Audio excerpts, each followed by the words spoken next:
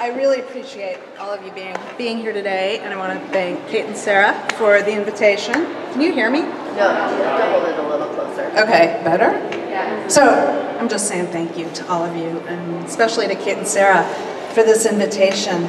I have all this gear up here, so it might take me a little while to get used to it. I want to say, though, you should see the images, so if you can't, just roam around a bit, because hopefully I'll say something interesting, but it's really about what I want to show you. Okay. So I regularly teach a graduate seminar on color that's organized in the way I put the lecture together today, color by color.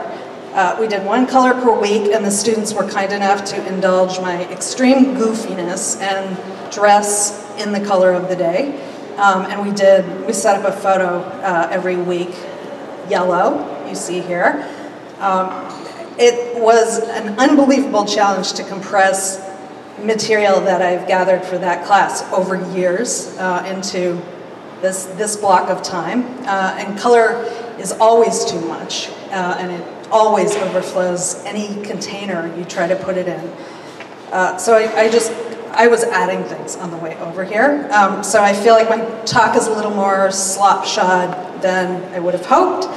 And I hope I can get through all of it, but feel free to wander away from a color you hate and come back. And if I'm going on forever, maybe I can come back for a part 2, but we'll just play it by ear. And some of the images I'll go on a bit about. Some of them will go by pretty quickly. So, this is one of my favorite thinkers with a pen and brush, Saul Steinberg. And among many things, he was the brilliant illustrator for The New Yorker for decades. The way I structured this is to begin with a few colors that fall outside the spectrum. So white, black, and gray in that order. Then I'll take us through the classic Roy G. Biv with a little detour for brown. So each section is a peculiar monochrome that follows a hue through some of its gradations. Blue is the big crowd pleaser, so it's at the end. That's the narrative arc of the talk. In general, I just wanted to think about the way that particular colors have been used over the past 50 years or so. Sometimes I reach back a little further and reach forward into the present too. Roland Barthes, who was a writer, not a painter, and thank God, given that this is one of his attempts at painting, had a real love-hate relationship with color. He said of color terms, the name of the color, Indian yellow, Persian red, Celadon green, is a link to a generic region of which the exact special effect of the color is unforeseeable. It's a promise of pleasure. I wanted to show you this little creature. This is the mantis shrimp, and for a shrimp, it's formidable. It's about a foot long and has a bludgeoning claw that moves at the speed of a bullet. It's also hot stuff to those who are concerned with optics. Incidentally, both males and females carry eggs. So it's also sophisticated in other ways, but and they're monogamous and they live for 30 years with one partner for 20 years. So. But the reason I'm showing the mantis shrimp is they have extraordinary powers of vision, which holds great potential as increasingly more sensitive imaging technologies are being developed. The eyes of the mantis shrimp will likely give human beings the gift of seeing more colors at some point in the not too distant future. One of the things that makes their vision so sensitive is that their eyes are mounted on movable stalks with a full range of motion, But more important, the mantis shrimp have hyperspectral vision, meaning it sees far beyond what we as human beings see in our spectrum. And they see particularly well and far into the ultraviolet range. Mantis shrimp have 16 sorts of photoreceptor pigments, otherwise known as cone cells. We have 3, red, yellow, and blue. So you can just imagine. I'll show you so many colors, but there are millions and millions more out there waiting for us. And clearly Crayola has come a long way since 1916. I wanted to show you this work by a former student, Christine Four, who developed his own color alphabet and works with handmade crayons as sorts of pixels. My favorite piece of his is a translation he did of Wittgenstein's remarks on color into his color alphabet. He determined the color how he determined the color to pair with a particular letter was determined by the frequency of the use of the letter in the English language. And that related to the degree of saturation of the color. And he used the Pantone system to determine degrees of saturation. There's a lot of mediation in that to get us from the verbal to the visual. Our eyes are able to perceive somewhere between 7.5 to 10 million colors, but we have fewer than 100 color terms that people use to refer to specific colors by name, with some reliable consensus. So language is severely impoverished in relation to color.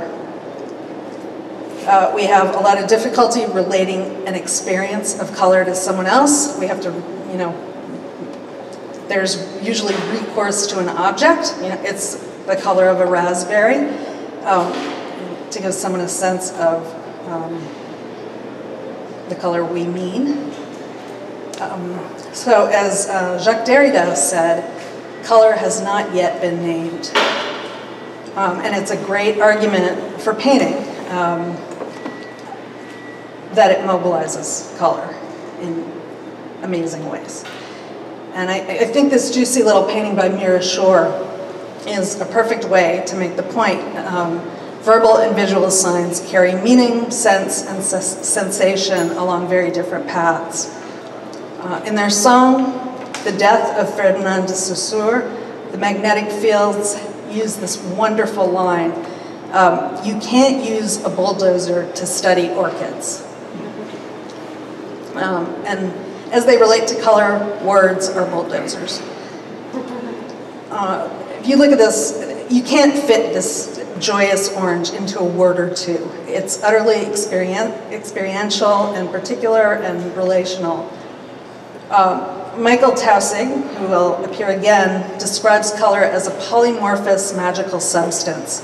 It's forever shifting its shape and always relational. Orange needs the energy of that jolt of green and the undertow of black to be what it is. Color is always also material, thin as particles moving around in air or as thick as oil paint. There's even one culture that has come up with color terms along a spectrum from wet to dry. And this orange is wet and shiny and lends itself to particular forms. The scumbling around the letters, the deep groove of the G.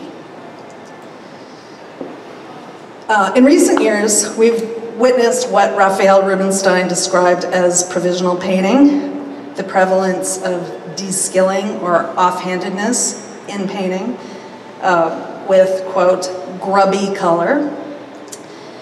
The more recently perceived trend has been dubbed zombie formalism, which involves the appropriation and rehashing of traditional modernist tropes. So in that scenario, painting's gone from dead to undead. And in our moment, art has necessarily taken on political urgency. So it's come to life in that sense.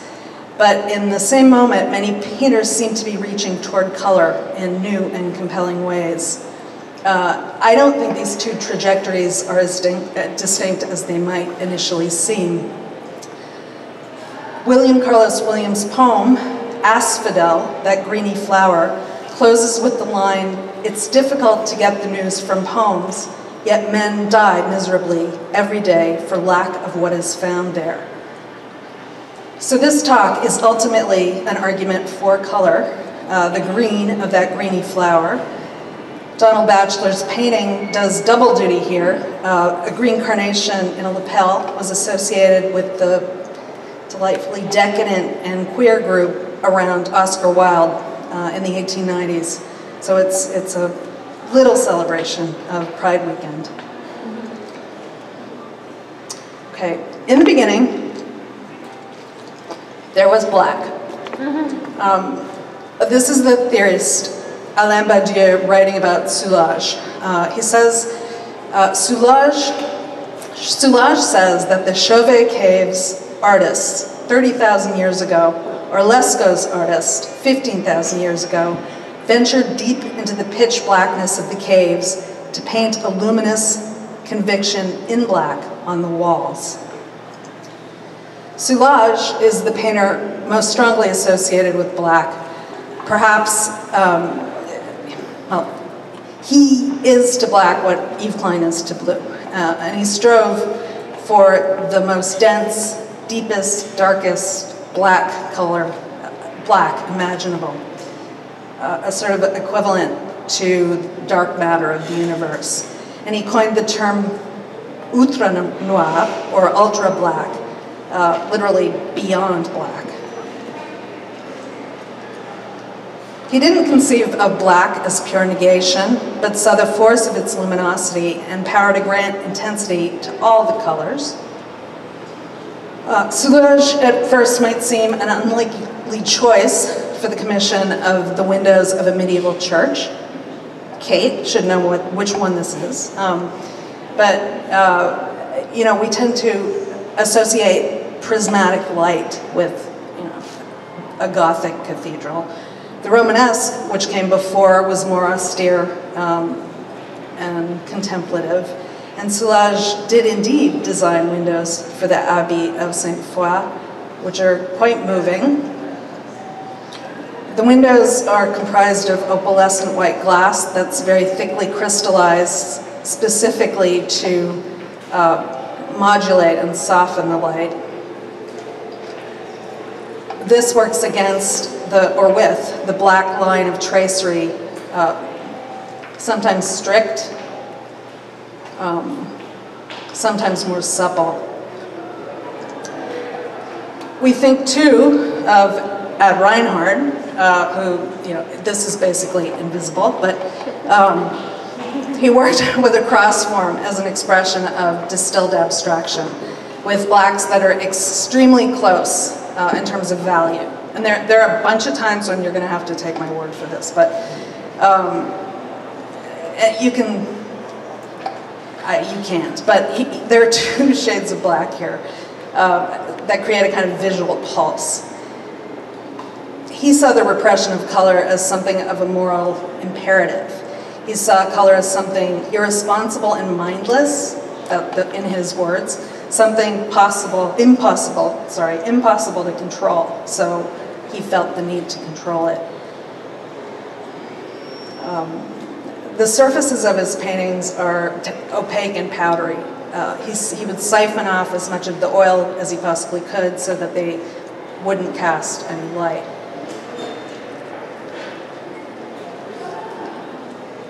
There's a book by David Batchelor called Chromophobia, and his argument is that a repression of color was a key principle of modernism, and Reinhardt is a key exemplar of that notion.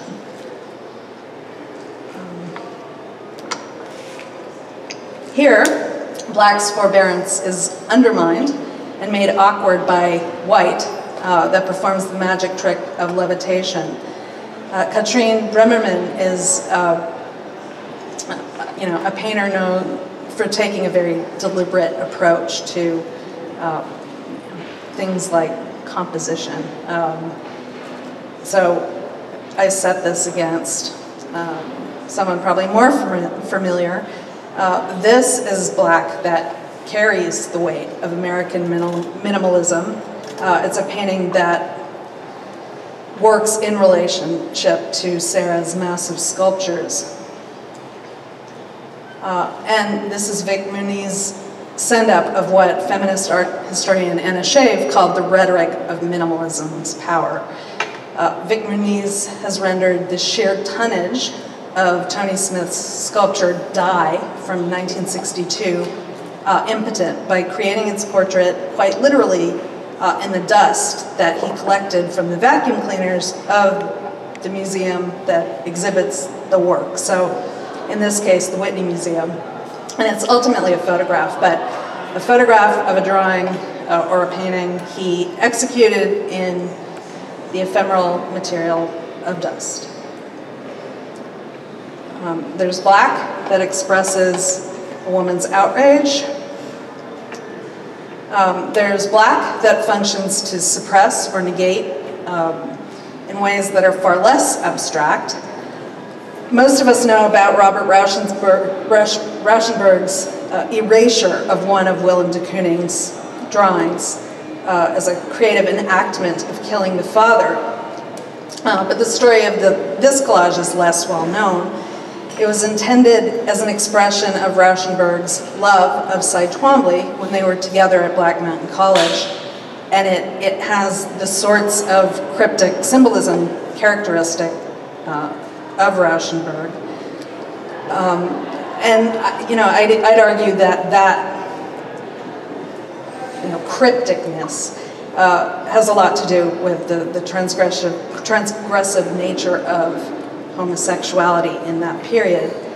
At this moment, Rauschenberg was still married to Susan Weil and had a child on the way. Thus, the crisis expressed in the title, Should Love Come First?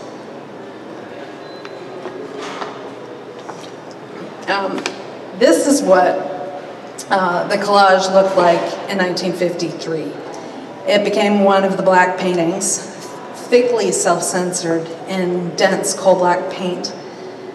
There's a line in Beckett's Malloy that goes, to restore silence is the role of objects.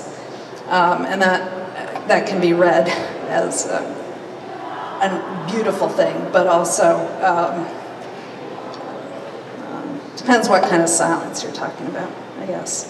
And over time, the black has begun to flake, and it also says something. This is a horrible reproduction. I couldn't find anything, and so that also says something about the degree to which this painting has, gone under the radar. There's blackness that registers what and or whom are made socially invisible, as in this early painting, a self-portrait by Carrie James Marshall in tribute to Ralph Ellison's Invisible Man. Part of Marshall's brilliance is that the viewer is forced to contend with the struggle of actually seeing the portrait, and in this room, you would have to really, really struggle because you can't really make out the outline there, but it's a very subtle distinction between the black of the ground and the black of the figure. It's a similar strategy to Reinhardt's, but put to radically different use.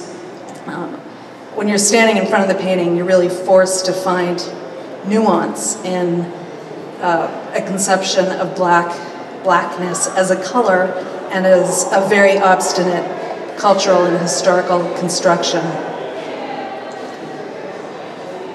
Here, Damien Hirst triggers the horror of decay and mortality, again, almost invisible, but the pigment is small desiccated corpses of countless flies.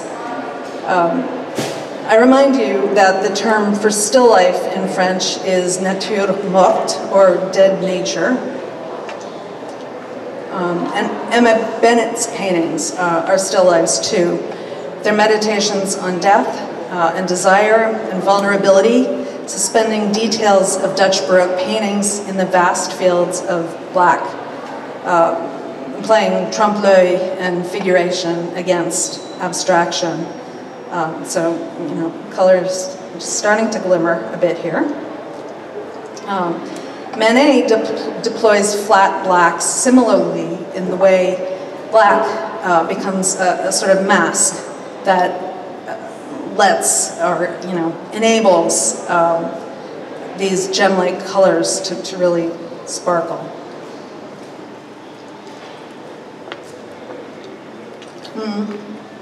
In this painting, you see this sort of battle between chromophobia and chromophiliac.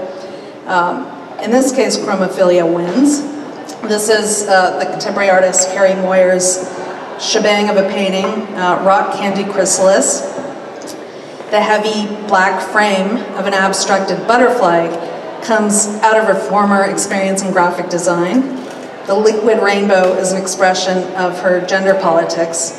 It's also a statement of the irrepressible nature of color.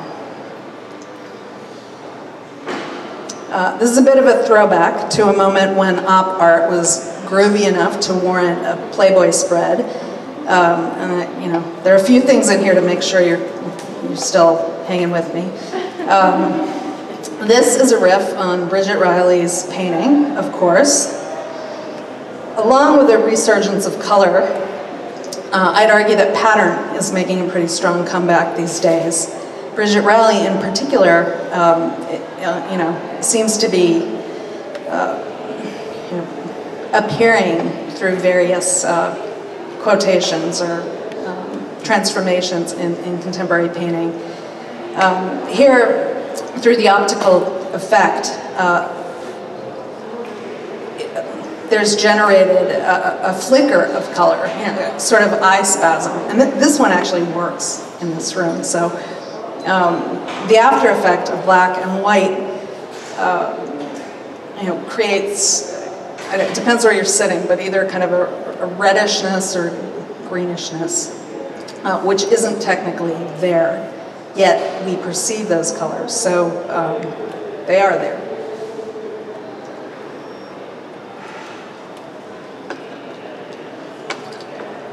R.H. Quaitman plays with the elements of the language of painting in really complex ways.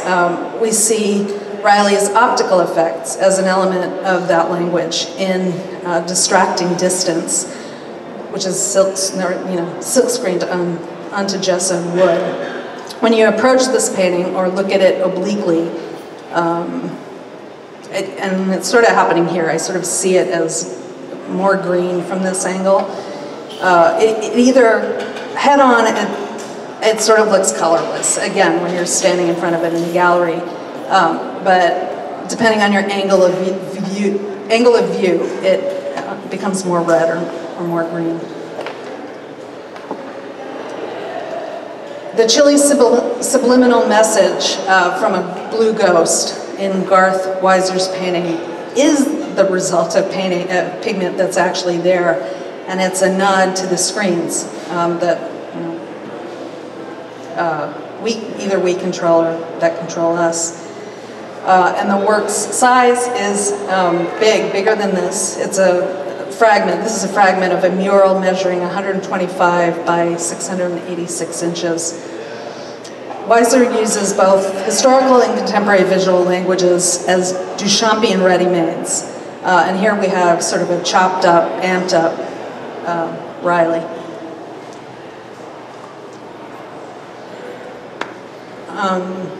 This is actually really, again, sorry, hard to capture in a reproduction, but Jacqueline Humphreys creates sort of an optical shimmer by laying down a ground of primarily black pigment, covering it with reflective silver paint that she's customized, and then the black is scraped away to leave a few matte dark scars.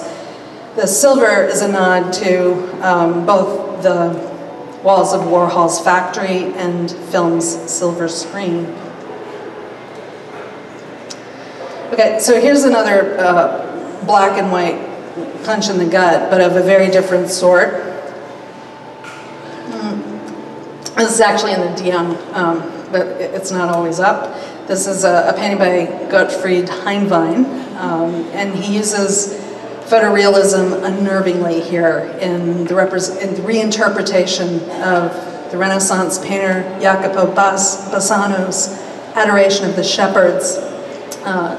And his black and white is meant to call to mind film noir of the 30s. The shepherds that are the crowd of ordinary and decent folk, to use Auden's ironic phrase, are here pictured as Nazi brown shirts. And suddenly you get this little chill down the spine when you begin to register that this probably isn't baby Jesus, but baby Hitler. In light of that unexpected jolt of evilness, this is a glimpse of piety. I've always found Zurbaran's painting with its use of a warm, creamy white very moving. The subject here is the martyrdom of Saint Serapion. He died as the result of a brutal torture. I mean, his bones were broken, he was dismembered, and then he was beheaded. I mean, it's not much more you can do than that. And there's not a touch of red that would suggest a bloody body. That's invisible. The fact, though, that Serapion very ruthlessly fought the infidel Moors is also invisible. So, purity is hard to find.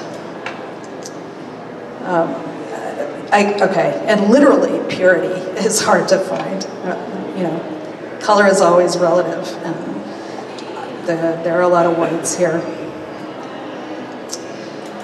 Mark Tobey from the Pacific Northwest developed a spiritual form of mark making with roots in Eastern calligraphy that he described as white writing. That's another one. These are relatively small usually. This is Rauschenberg in front of one of the white paintings that John Cage conceived of as hypersensitive screens. That in Cage's words were airports of the light, shadows, and particles.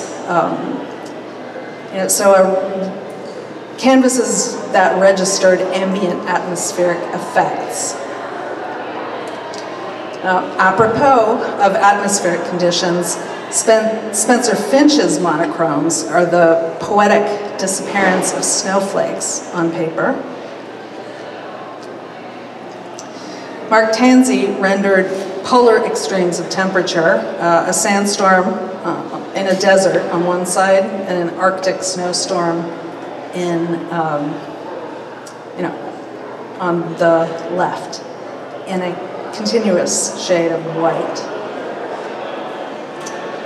Yoko Ono rendered a conceptual painting of the wind as a poem, and I just remembered there's a Seinfeld episode about this, I think.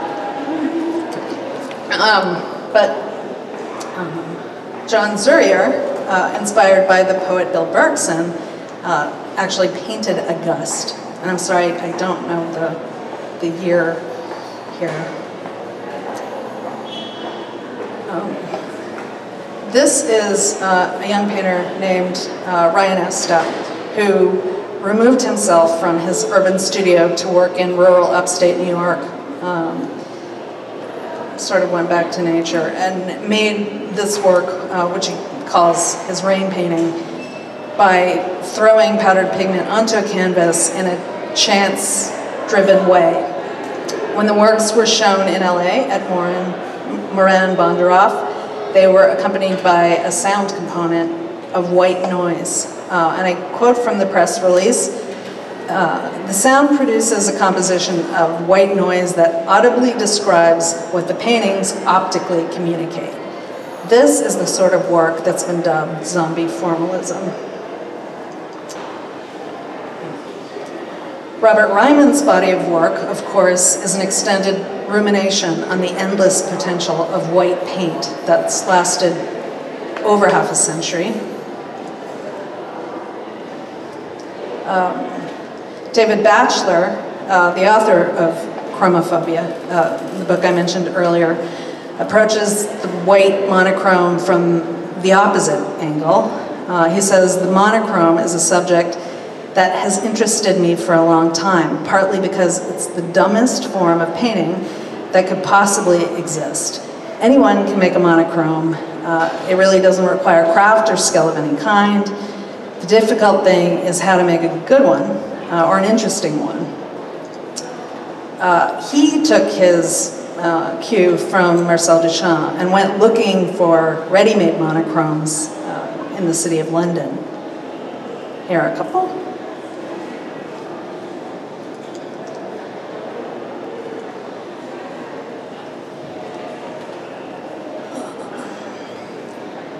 Okay, again, really hard to see, but this is Ray Beldner, who shows here with Catherine Clark.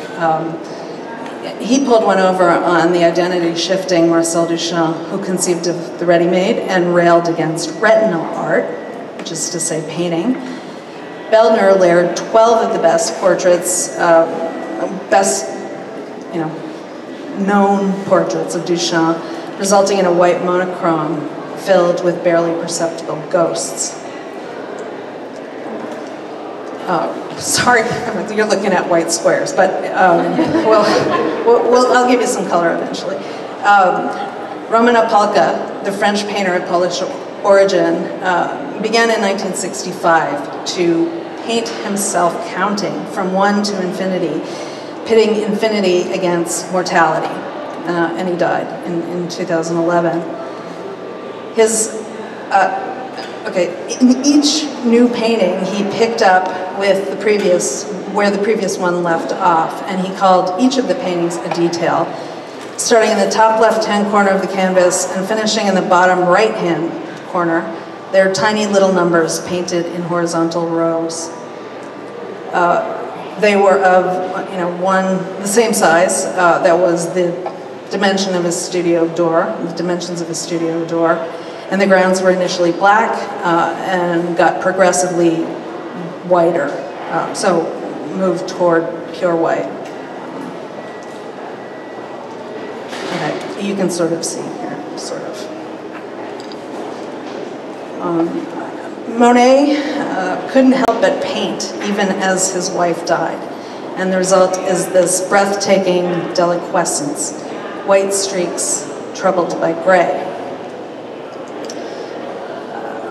There are a few not very good transitions here, and this was one of them, but Elgriam and Dragset defied the white cube self-referentially by painting white paint on its walls for 12 continuous hours. Okay, gray, which hopefully will be a little more visible. In Duchamp's notes for the large glass, gathered in a green box, he stated that dust will be a kind of color. Green was actually Duchamp's favorite color. And every time he got to design something, it's green, so. This is the palette of Wilhelm Hammershøi, and it's that small patch of yellow that really gets to me. It's that glint of gold that's responsible for Hammershøi's subtle quietude, as you see here, and here, and here. Joan Baer's Gray catches fire too in this work, in this year's Whitney Biennial, a recognition of her work that's long overdue. It takes a moment to pick up the pulse that runs through this tonally hushed landscape in which the skin of the earth exists simultaneously as a skin of paint. DeFeo is best known for the rose, of course, all 2,300 pounds of its gray paint and shimmering mica. The much-missed poet Bill Berkson described its paradoxical, palpitating meatiness. And this little painting in the De Young is far humbler, but the paradoxical, palpitating meatiness persists. When you come in close, you note that the kind of whipped up, highly wrought, painted surface is a bit bloody with this vital red running through it. And if you look really close into that small crevice between frame and stretcher, you see that the entire ground is in fact red. This is another bummer for you guys. This is James Bishop, and maybe you can see it, there's this kind of green ghost that looks a little bit like a building in the foreground, and it's got this green static, kind of acidic, moving through it, this kind of protoplasm. But it's just there, out of our reach. There's nothing dull or turgid about Amy Feldman's signature bold and elastic forms. They manage to bounce. Feldman accomplishes what we see to be an impossible task. She manages to be subversively comical without a word, with only a very bold form and what one would expect to be a humorless color. She might turn out to be the happier, less somber Robert Ryman of gray. Gray is generally the domain of photographs, but Richter nudges the silver gelatin of the source photograph to oil and linseed. The young painter Julio Reyes inherited this move and manages to achieve great poignancy in his lovely portraits of world-weary youth. Reyes is partially colorblind and can't distinguish very well between red and green or blue and purple. And he manages to make magic out of what one would assume to be a visual deficit. This is another of his paintings, a self-portrait.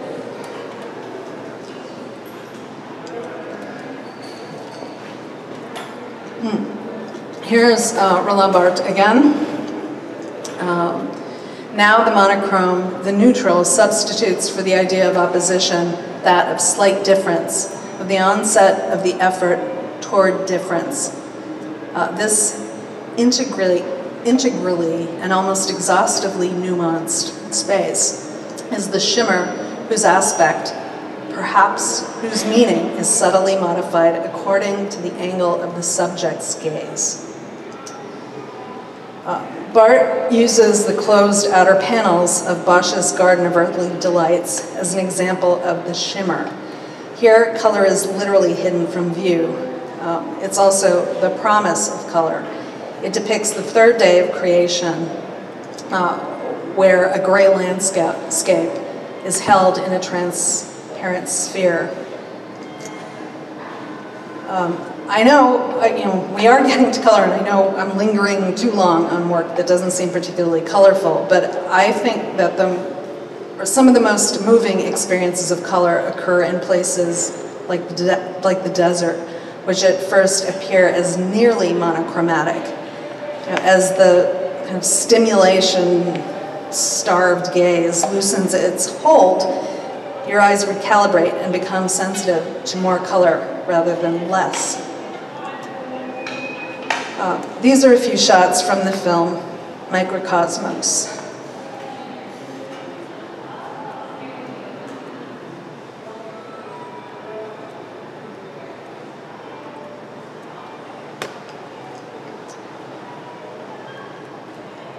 Okay, here we go, color.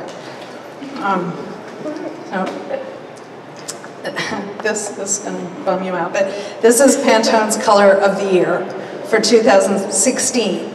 And that's a real thing, the Color of the Year, and it drives all sorts of commercial palettes. And to my eyes, that's pinker than it is to your eyes. But to my eyes, it looks like a pastel rendering of a red state and a blue state. And also the polarization between feminine pink, did somebody say pantsuit? And blue, masculine. And its copy almost makes you cry. I mean, it's all about tranquilness and well-being, and so I love the sign for pink. It refers to the tender and sensitive lips, our orifices, and most vulnerable parts of our bodies. Our sexual organs are pink or pinkish. Pink has a biological effect. Looking at pink releases pleasurable hormones. It's associated with flowers and, plants very showy efforts at seduction. Pink often involves the exposure of desire, which renders human beings vulnerable and open to pain or embarrassment. If my long spiel on the power of restrained color doesn't do the trick, hopefully this self-portrait by the Finnish painter Helene Schwerfbeck will do the trick. This is an artist staring death in the face, and there's one little touch of life. It's a pink spot on her lower lip.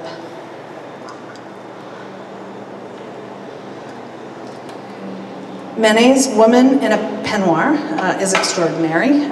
She's completely covered by the shimmering pink satin, and yet the fact that the color is exactly, or almost exactly, the color of her skin beneath simultaneously exposes her nakedness to our gaze. Pink is perverse and saccharine sweet and delicate. In the LA artist Mark Ryden, and his goddess of wisdom takes the form of a little nymphette, and she's squeezing her breast, propelling liquid into the mouth of a tiny happy elephant, and Jesus is nearby. And he has a huge following that's generally outside arts, hallowed institutions. But then when you come inside, this is anything that's not in my notes, I'm too blind to read. So, is it Marian Boski, right? Okay, so you come inside this gallerist's home, and you've got a bit more restrained version of this. Nara's dainty girl with downcast eyes. Above, equine saturated pink powder below.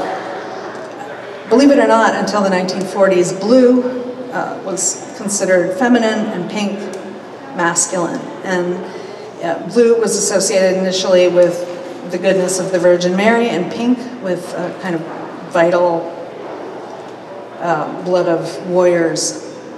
And it's sort of unclear how that switched around.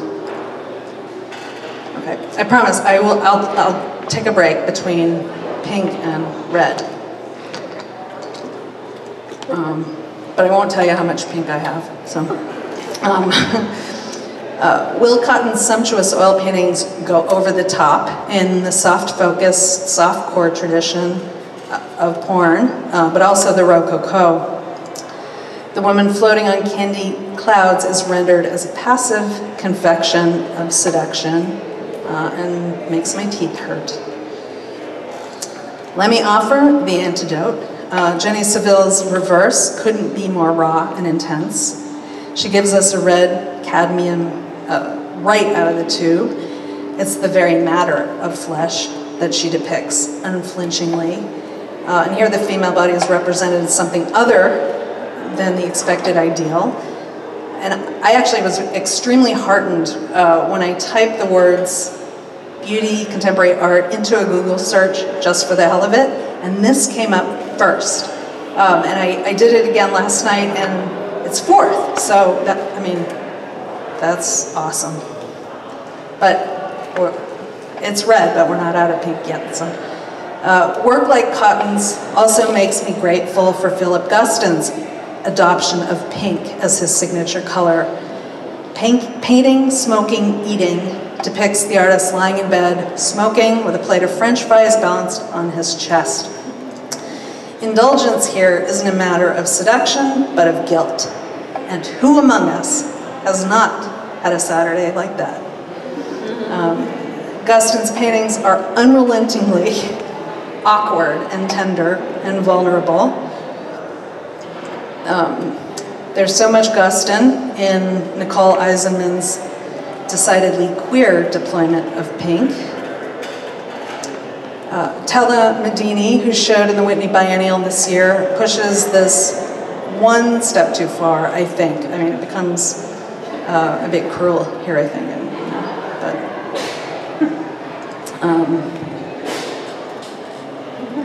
Louise Bourgeois got pink right at the age of 94.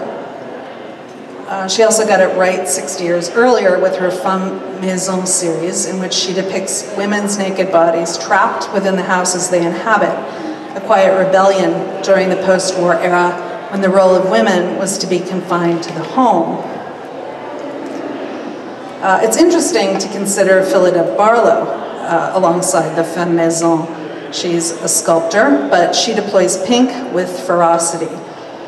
She has recently been discovered at the age of 73, and this year is representing Britain in the Venice Biennale. Those big pink cojones you see dangling from the pavilion are Barlow's.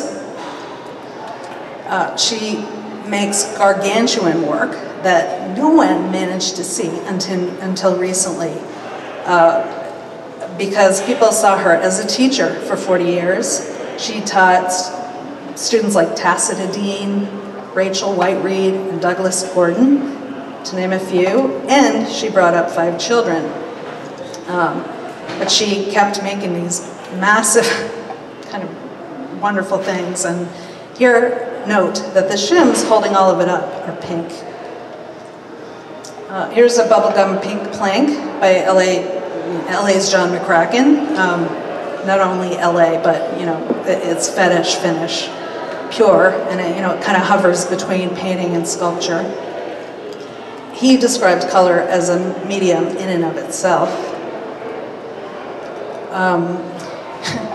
Almost invisible again. You get a little pink there, but this is Spencer Finch doing a series of exercises that demonstrate color's resistance to memory. Color works on us sort of like smell does, and it can trigger a memory of very precise emotion, but we tend not to remember color itself very precisely. So here he's trying to remember the color of Jackie Kennedy's hat the day that JFK was assassinated. There it is. There's poignancy to pink.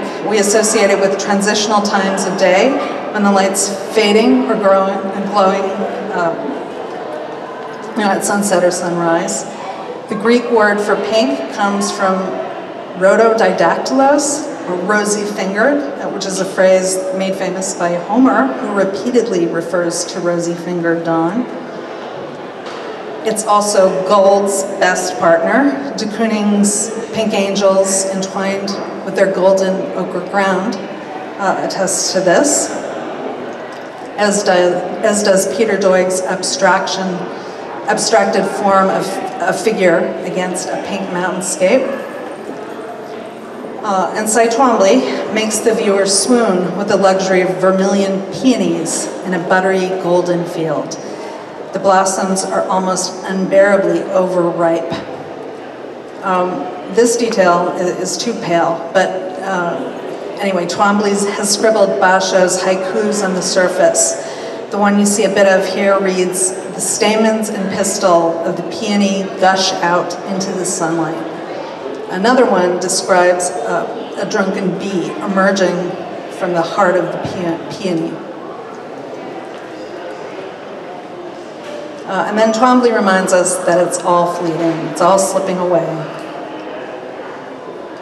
Okay. Okay, here we are. red, pure red. So, well, not pure, but there it is. So let's take a break. Here. Hi, okay, so we're gonna take a 10 to 15 minute, let's do 10, just a little bathroom break, we got some wine, Just snacks. because I'm only on red? Yeah, thank you. I'll pick it up. Huh? I'll pick it up this week. Oh my goodness, you're doing great. Yeah, no, not Super interesting. Okay, should I stop? Or is I paused it here. We'll just start it. Do you need a water? Are you good? Okay. Alright guys, we're gonna Don't forget to push the thing again. Wait. Is this, wait, this, Yeah. Hello. Test. Test. Okay, so we're gonna kick back with the last less than half of the lecture as we get into the rest of the colors that there are that we can see as us lame 3-cone people. Yeah, we only have 3 cones, so it's not that many colors. And I just wanted to say, I was a little nervous, so I didn't say thank you, but thank you to everyone. I don't know how you all ended up here, but we're really excited and grateful that the Minnesota Street Project let us have this event here. And Nancy Toomey right now has an opening upstairs, so she said, you know, stop on by, so I wanted to give a little shout out. But we'll give you some information about how to sign up, but in case you guys have to duck out early or whoever, our website is thepaintingsalon.com, and you can sign up to our newsletter, and we have an Instagram account that we don't really use that often, and we send out a newsletter like once a month talking about our new events, and we're going to have a fundraiser in September that'll be really cool, so you want to stay posted for that. So back to Claire. Thank you. Thank you.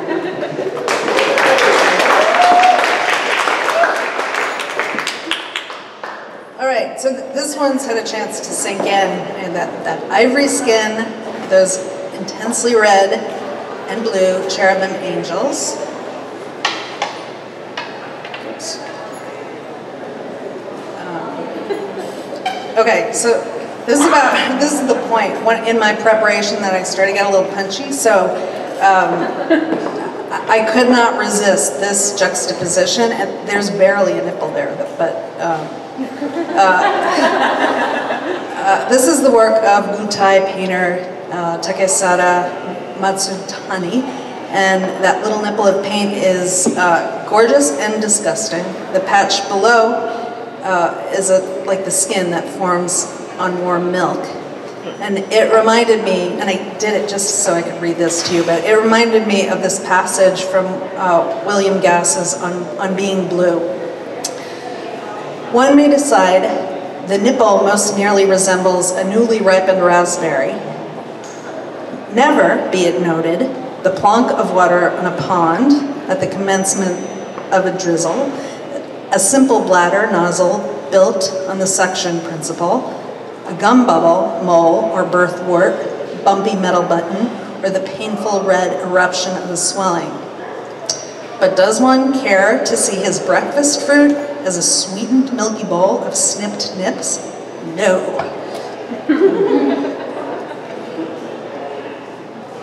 Here's, it's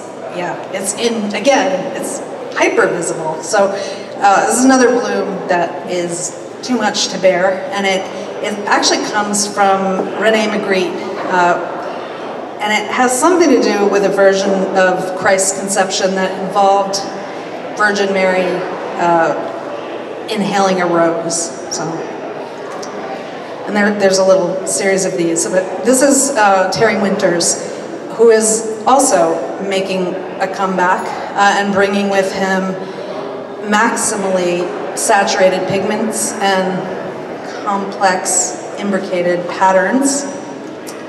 We recognize an echo in the work of up-and-coming painters like Kelty Ferris.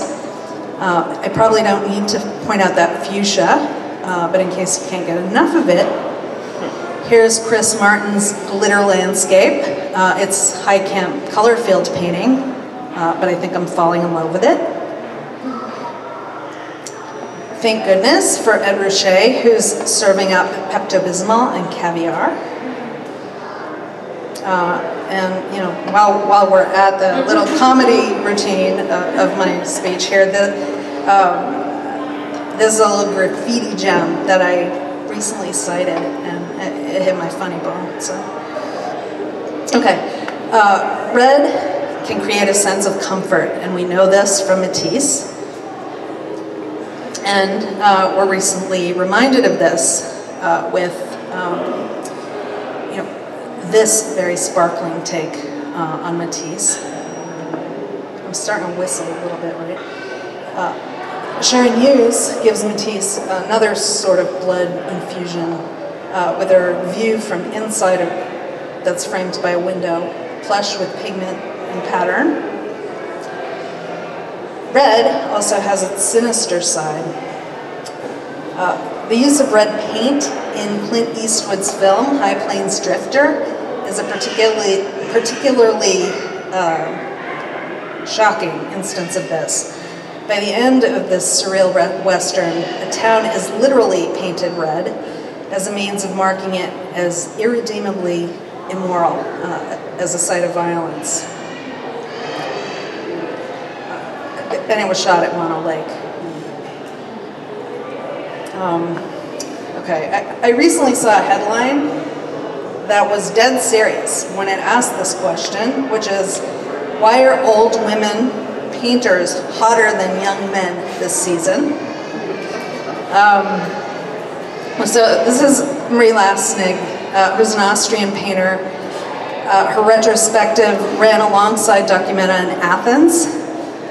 She's another woman whose recognition this season, you know, comes as a surprise to everyone. And there's a lot of, she's a bit younger, but there's a lot of things you could connect in her work to Francis Bacon. And here she is in a self-portrait with her other alien self. She uses a palette that throbs with that struggle between pink and green.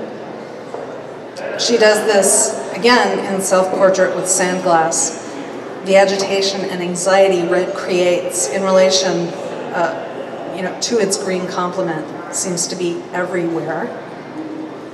We see it in the work of another hot old woman, Miriam Khan, work that focuses on the abject state of exile, people in the condition that Giorgio Agamben calls bare life, refugees washed up on the beach like broken branches of coral, or met with the indignity of being ordered to raise their hands and render themselves defenseless. So, see, we're moving along now. So I'm gonna let go of red with this image of the faintest possible tint of red. This is Francis Ais tossing a bucket of water from the Red Sea into the Black Sea. There's a funny little passage in Wittgenstein's Remarks on Color in which he's trying to determine where the balance tips between an orangish red and a reddish orange. And he answers himself that it all depends on how you define ish. Very Bill Clinton, right? And that it's a perfect demonstration of the way that words are inadequate when it comes to color. And it also indicates that there's a zone of slippage in our individual experiences of color. My red might be your orange. There is, though, a color called folly, and it sits right there in that ambiguous space. Looks something like the red you see in this, or orange, whichever, that you see in this little detail from a de Kooning painting. This I just love. It's de Kooning's final start. So the the palette and brushes. They were in his studio when he made his last work. Okay, as I mentioned before, half of adults worldwide would claim blue as their favorite color, and we'll get there, but with conviction, and I have held this conviction since the age of 5, and I show you my note as evidence, I am not one of those people. The third thing of favorite things, or good at things, is orange. And it actually comes before my sister and brother. So.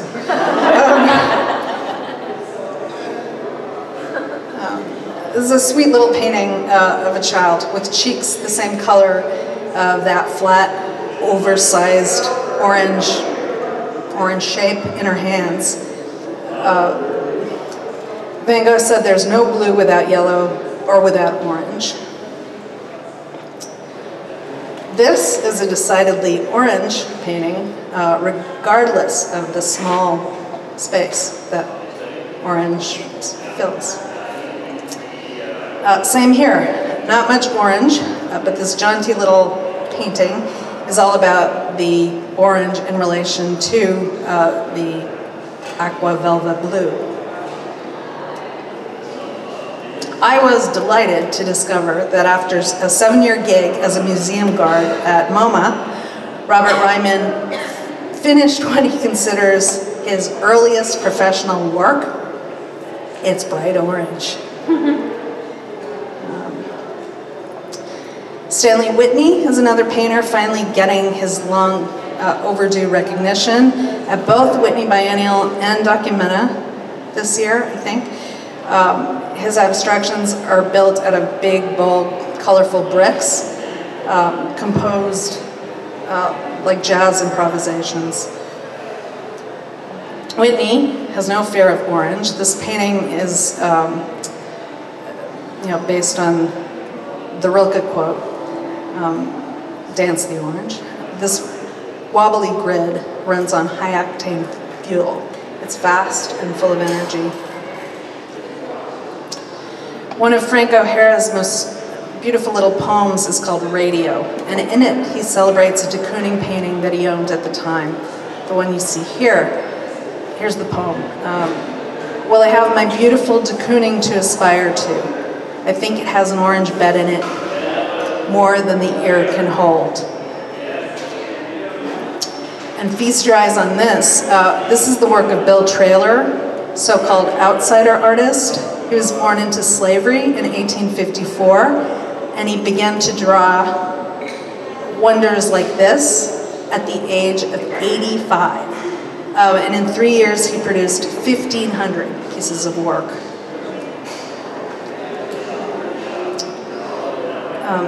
Ellsworth Kelly's Orange Force is barely contained in this white box. And look what orange does to this white square hung parallel to the floor. The Squeegee painting by Gerhard Richter marks our shift from orange to yellow.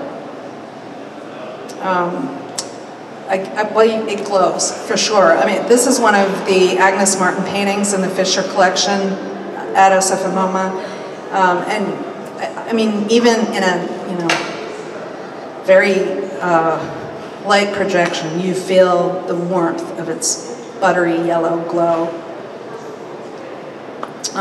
See, now it's like all one-liners, so it'll go much faster. So in this case, take Ray Bradbury's advice and stuff your eyes with wonder. This is Henri Regnault's painting that's in the Met, and you almost fall over when you see it, or I do. This too is astonishing. Bernard managed to express so much anguish and rage with a color as seemingly sunny as orange. The boxer, a self-portrait, stands among the most raw, fearless, and painful self-portraits. His fist is almost the same bloody red of his face. Here's a too dark detail that demonstrates that there's violet built up over that red than you'd initially see. The art historian Graham Nickerson compared Bonnard's head to a bruised plum.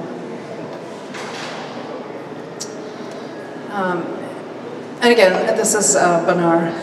And his later, hopefully you saw the show at the Dion, but they're remarkable in terms of color, of course. So the later bather paintings, streaming with refracted light, are like jewel boxes, in which the artist's wife, Marthe, seems to dissolve into liquid pigment. Little yellow flecks glisten around her head. In his studio, Bonnard had a collection of patterned silver paper, you know, candy wrappers pinned up and other things, but pinned up to help him find his sparkles, as he said. And of course, I mean, they're wonderful glistening effects of light. And this detail only begins to give a sense of the chromatic complexity and subtlety of one of the bather paintings, and the way that Bonnard's gestures are acts of affection and attention and tenderness. And it's almost inconceivable that this bathroom, it's small and white, that Bonnard could imagine, you know, this much color in.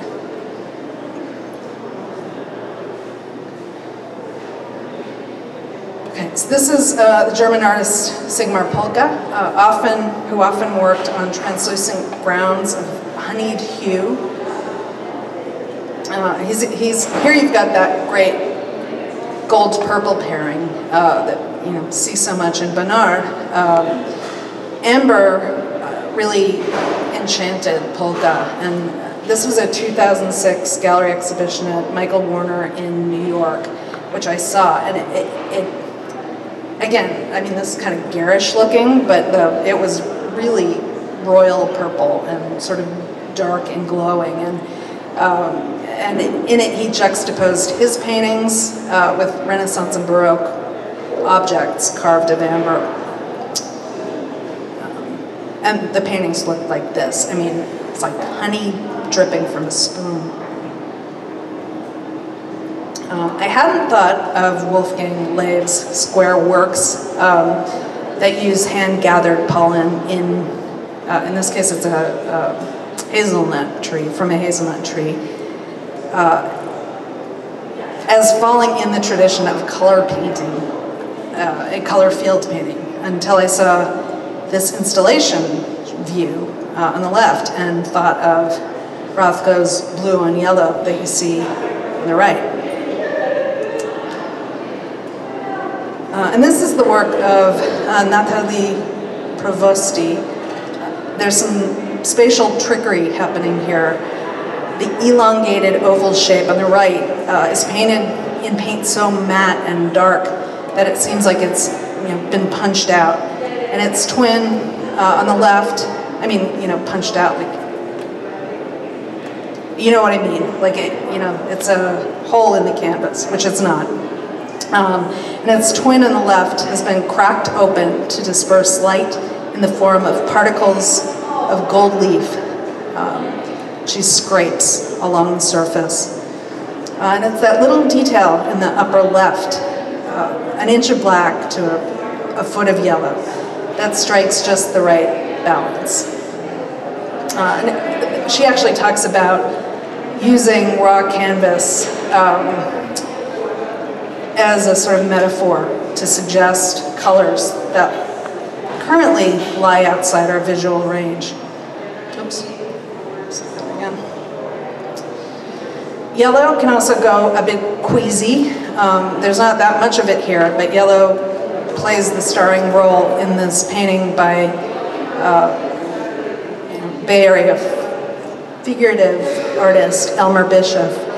It dapples the floor, tinges the sky, and of course, animates the eponymous lampshade. This reads as an expression of a small human tragedy. It's as though we've walked into a room with an unresolved issue hanging in the air. There it is. Li Wen's splash performance results in a yellow monochrome, and it was a response to the fact that while he's a native of Singapore, he was repeatedly told that his skin was yellow because he was Chinese. And the work is a statement against the absurdity and injustice of racially naming skin colors in terms of colors like black and white and yellow. There's the result. Sunflowers are the great monsters of the flower universe, and Van Gogh paints them in what he calls the yellow of hell and mutilation. One critic referred to them as decapitated heads of meat eaters. Yayoi Kusama was aware of the horrifying potential of color to spread everywhere, and she became possessed and driven by a waking nightmare she experienced as a child. She described it in this way. One day I was looking at the red flower patterns of the tablecloth on a table, and when I looked up, I saw the same pattern covering the ceiling, the windows, the walls, and finally the whole room, my body and the universe. I felt as if I had begun to self-obliterate. And she never escaped from that net pattern that we see in green here, even at the age of 88. Her work is that, as you know, I mean, it's this ever-replicating small units of pattern that keep going toward infinity. Nathan Peter tore a large canvas in strips and dipped the edges in golden yellow paint and then showed them in these dangling tendrils that sort of pulled together on the floor. It was an escape from painting's flat plane, but also a reference to Dutch Baroque painting supported by the cloth trade.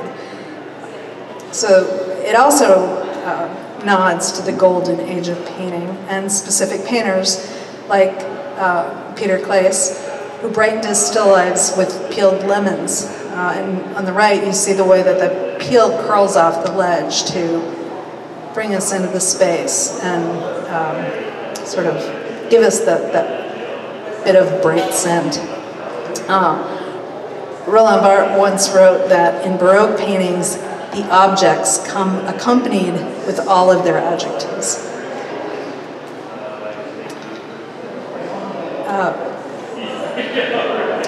Proust repeatedly spoke of his desire for his writing to work the way Vermeer's paintings do. And in Search of Lost Time, as Proust's fictional proxy, Bergotte, dies, he dies right in front of this painting and caught up in its details.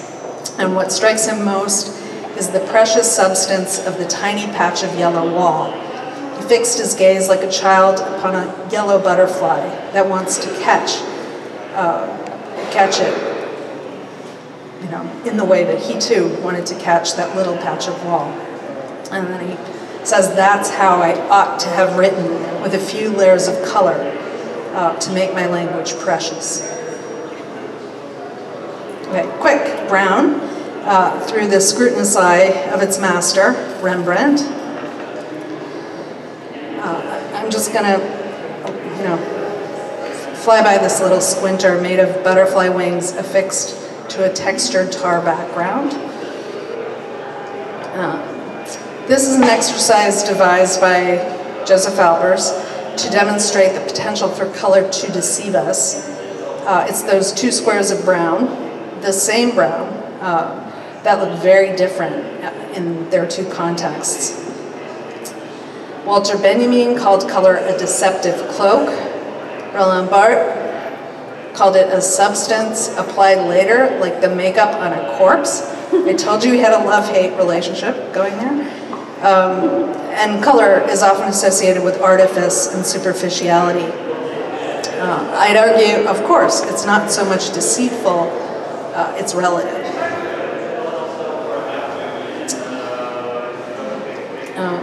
Here you see the real emotive power of Rothko's color-filled paintings. There had to be one or two Rothkos in here, of course. And there's a perfect little anecdote in David Shield's Reality Hunger, which is entirely made up of quotations and appropriations. But here it is. I listened to a tour guide at the National Gallery ask his group about what made Rothko great. Someone said, the colors are beautiful. Someone else mentioned how many books and articles had been written about him. A third person pointed out how much people had paid for the painting. The tour guide said, Rothko is great because he forced artists who came after him to change the way they thought about painting. Again, kind of sad. This is a painting by James Bishop, again, who's younger than Rothko, although this painting comes before the one I just showed you. And here he's also playing with color that rests right at the threshold of perceiving differences. And it's anyway,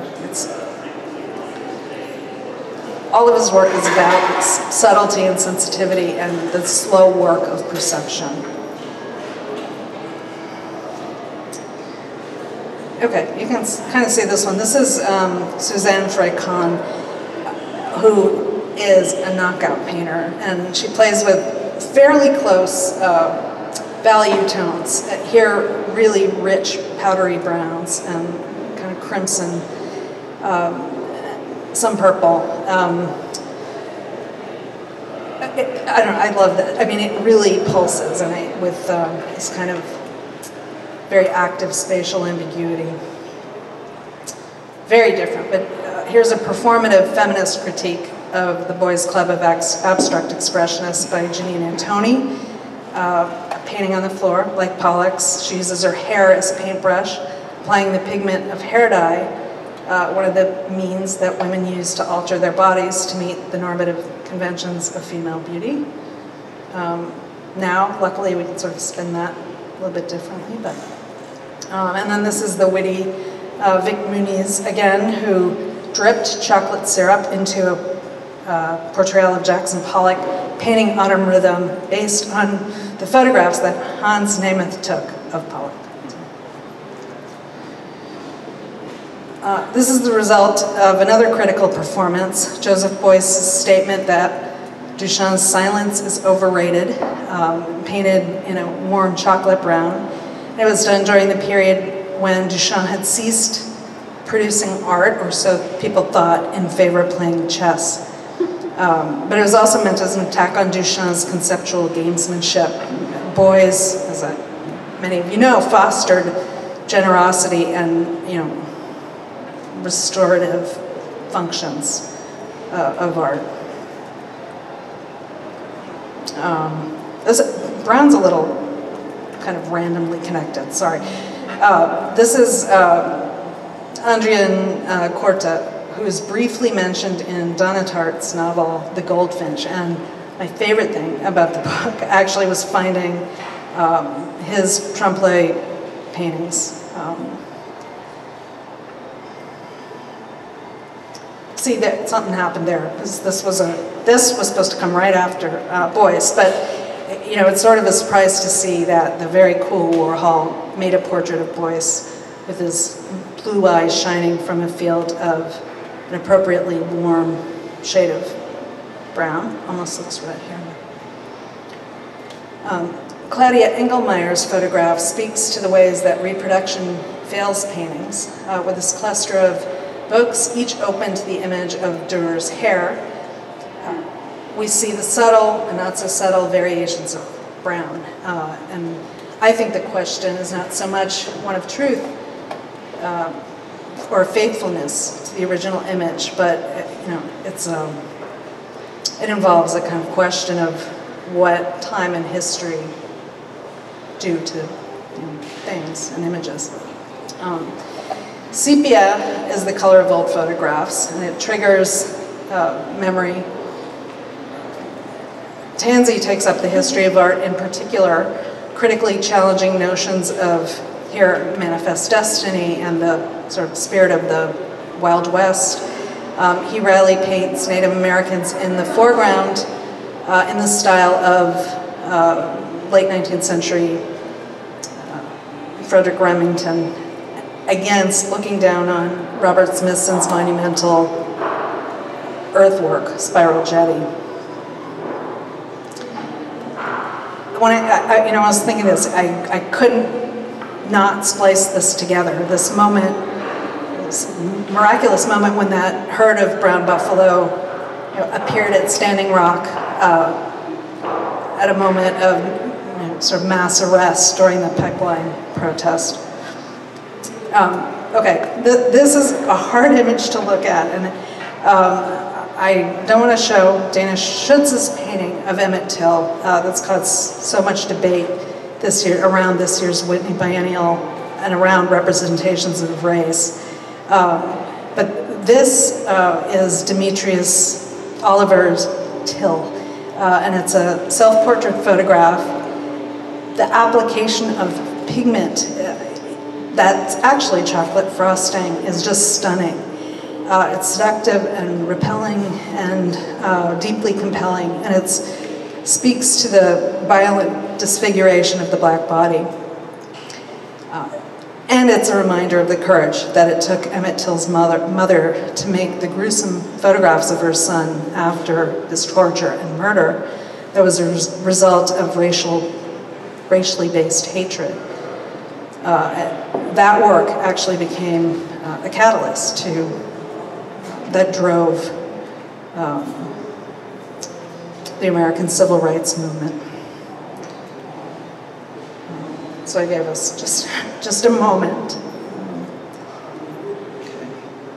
All right, so this is the color Pantone selected for 2017.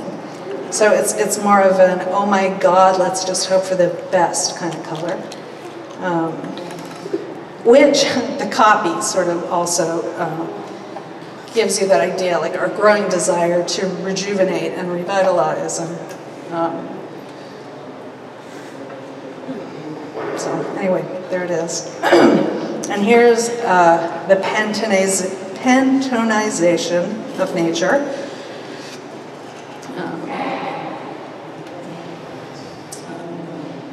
Okay, here's a play with seductive paint chips.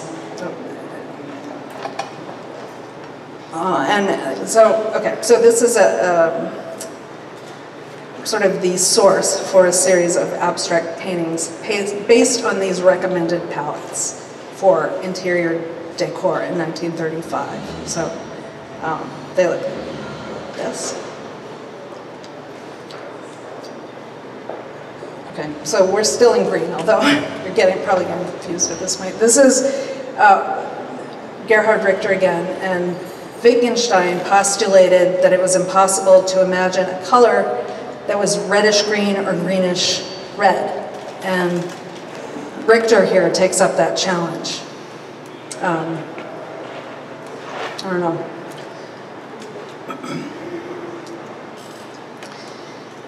This little turtle gets to me. In this painting, the figure or figures seem to unfold to occupy the simple color bands that represent earth, sea, and sky. Matisse's piano lesson from 1916 has a wedge of green entering the room as a sort of gust of fresh air. And here you see the power of metamorphosis that characterizes color as it green rolls toward blue or yellow. Dove does something similar, but using only greens to proliferate a multitude of greens. In this recent work by Los Angeles-based painter Nathan Hayden, greens hold their ground against the dark abyss glowing at the edges, sort of bowing into their neighboring spectral hues. The ragged-edged curtain, blue frilled with what seems to exist in an entirely different space. It's utterly flat. Ellsworth Kelly uses distinct green and deep black to trip up our spatial perception. He uses black to withhold the line that would define the shape of the cube. He pits flatness against depth and gives us two spaces at once that are, almost impossible for us to hold in the mind simultaneously. So that bright green shape sort of can't decide whether it's a perspectively rendered face on a cube or a flat diamond. The California cool Helen Lunderberg and the more sober German Thomas Abst use green to similar effect. Green is particularly well suited to create spatial ambiguity. It's not warm enough to come at us, but not chilly enough to fall back.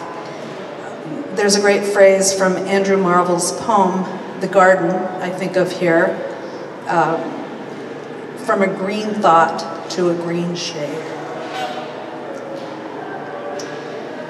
Bastien Lepage's painting in the Metropolitan Museum is life-size, and our eyes rest a bit in this cool green that flickers with glints of silver and gold.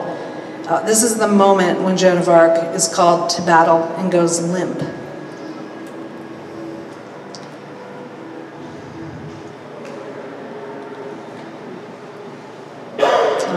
Okay, this is a long one, so I'm going to summarize, but this, the novelist Ben Lerner describes this. If you look at her hand, it sort of dissolves, or the green comes through. And in his novel, 1004, Ben Lerner describes how he loves that sort of glitch in a painting.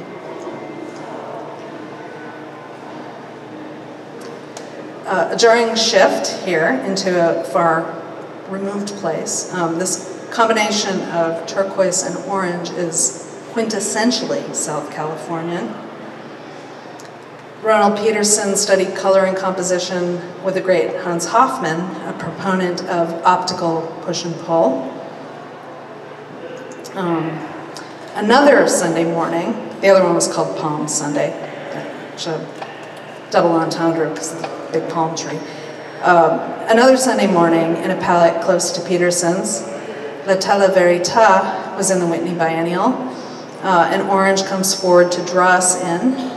We sort of get distracted in the complex pattern and the bold color, and then our eyes sort of caught again by the ill-fitting red, and finally comes to settle into the intimacy of the double portrait. Painter's aim is to make legible illegal immigrants and to make them visible as individuals, right? So to work against their hypervisibility in generalizing political rhetoric. This is a startling juxtaposition unless you hear Iskavich talk about how color functions. In her work and Vuillard's painting, to create space. So that the purple shape of the knee in front of the green square, I'm talking about the Vuillard on the right, is an example of this. The way that the second green square is painted in a darker shade causes it to fall back. And that's not unlike the effect that the diagonal in Iskavich's painting creates. So, lighter and darker shades of teal, give you this spatial shift. And that diagonal also moves across the figure to become an abstract form. She talks too about the way that green screens and pulls us into what is otherwise a quiet scene that we invade with our voyeuristic gaze. And there's just a little bit of red in each image that provides a little jolt. Green has the power to alienate as well. Eisenman gives us a portrait of the Thing as a fallen superhero, reading a letter that begins, "Dear Obscurity." Catherine Bradford's green-red throb animates this great green alien that we end up sort of, you know, I don't know. I sort of love him because of that humanizing pink and you know, the fact that it's called uvula is great. So here, though, is a Dana Schutz painting, and as ill-advised as her recent decision to show that portrait of Emmett Till in the Whitney Biennial was, Dana Schutz is a painter who's on her way to holding her own alongside someone like Guston, to whom this title pays homage. Painting, smoking, and eating becomes swimming, smoking, and crying. And the gerunds refer to similarly absurd and sad and futile efforts. Water devours tears, and you know, flame, or you know, fire. The pink sandwiched between contradictory yellow, orange, and green, blue is a nod to the sort of vulnerability that Guston too lets show. The anthropologist Michael Taussig, who teaches at Columbia, wrote what I think is the best book on color. Its title is the question, what color is the sacred? The answer lies somewhere in the next and final realm, which is BIV, blue, indigo, violet.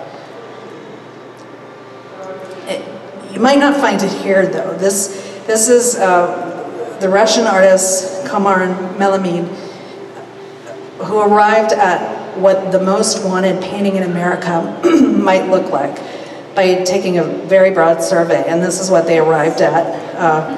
A sparsely populated landscape with George Washington standing there, and you know, a big, expansive blue sky.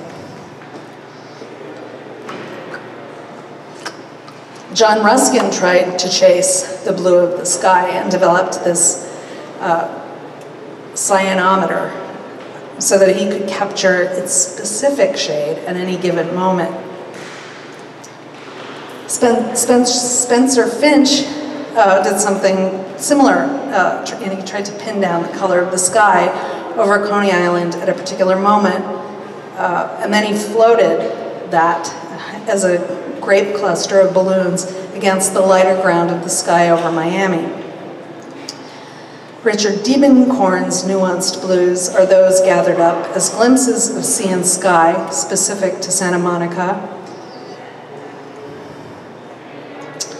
The poet Rilke described Cézanne's prismatic forms in this way.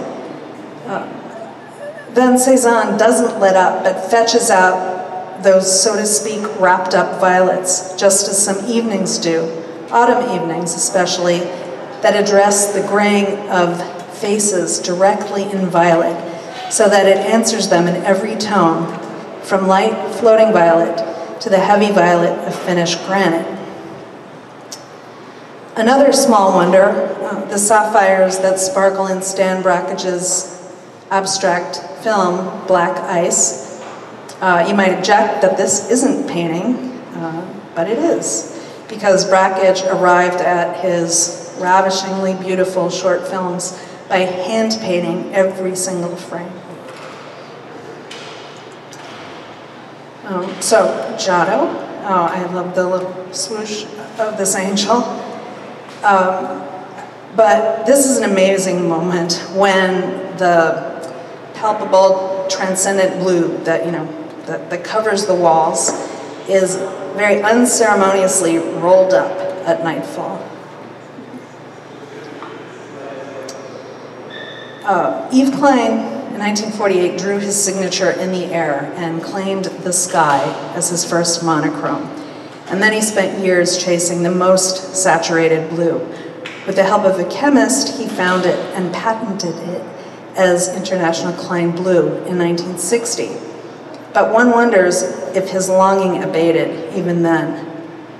In her lovely book, Bluets, Maggie Nelson asks, but what kind of love is it really? Don't fool yourself and call it sublimity. Admit that you have stood in front of a little pile of powdered ultramarine in a glass cup. at a museum and felt a stinging desire. But what to do? Liberate it, purchase it, ingest it? Our longing for blue can never be satisfied because blue always recedes just out of our reach. And this only serves to make our desire stronger. Agnes Martin searched for that mystical blue in the ineffable space between raindrops in works like this. Can we find it in the diamond-dusted work of Calcutta-born, London-based artist Rakib Shah? Its surfaces are encrusted with glitter, crystals, and gemstones.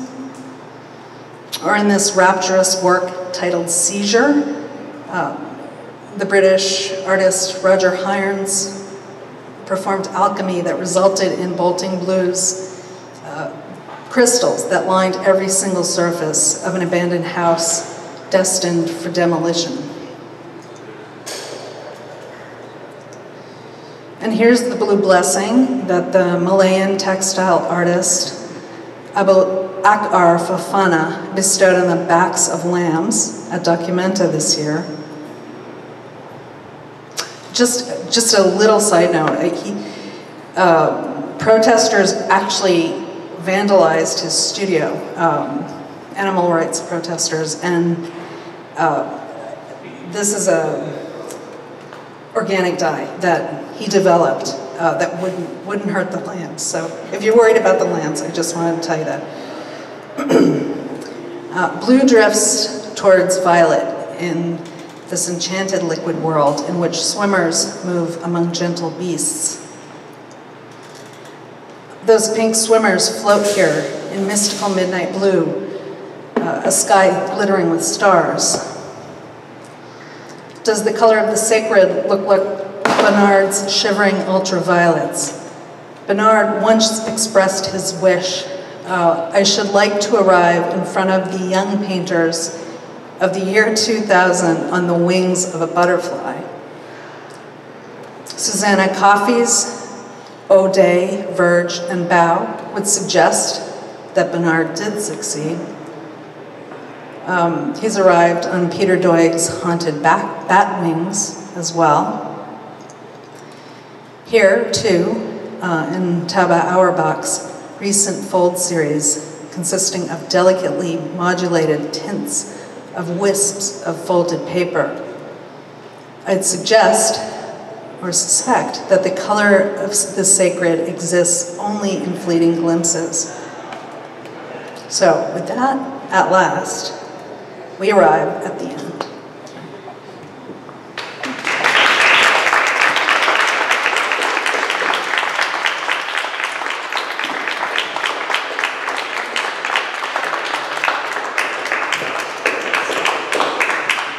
So are you clear with some questions? Or Sure. Yeah? I mean, I don't want to like... I think I just turned that off. But no. Okay. I can turn this off, but Claire's open to like maybe a few comments or questions, if anyone has anything pressing.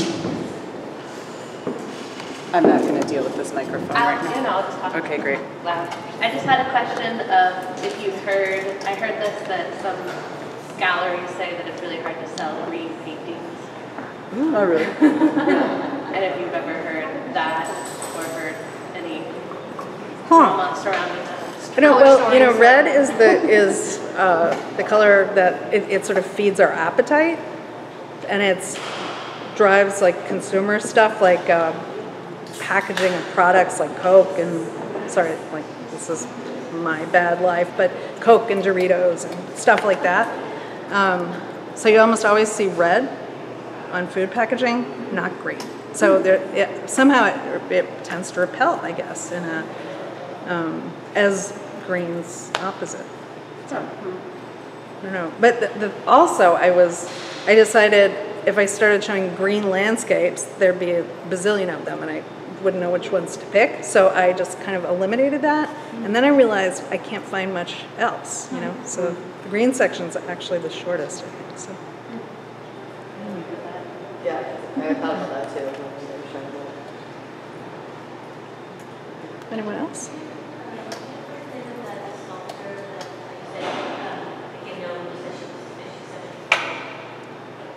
Say it again. Phillida Barlow? Phillida Barlow? Yeah. She's amazing. Yeah.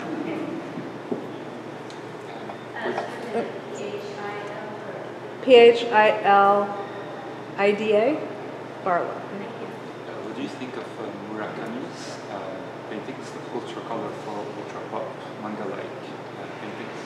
Yeah, I mean, it's a question about what, Murakami's really colorful paintings.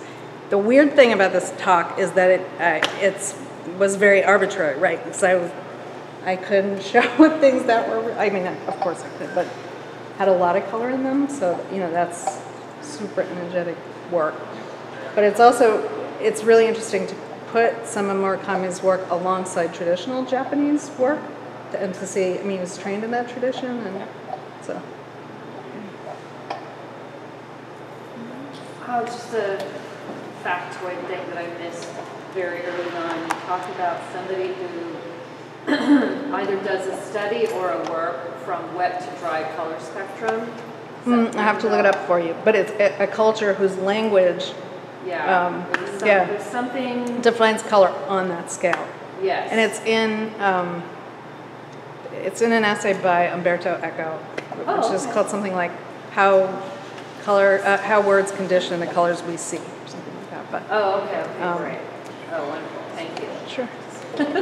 Yes. What's the artist's name that the painting, Dana Schutz. And Schutz. She's the person who did the Emmett Till piece at the Whitney, that Hannah Black.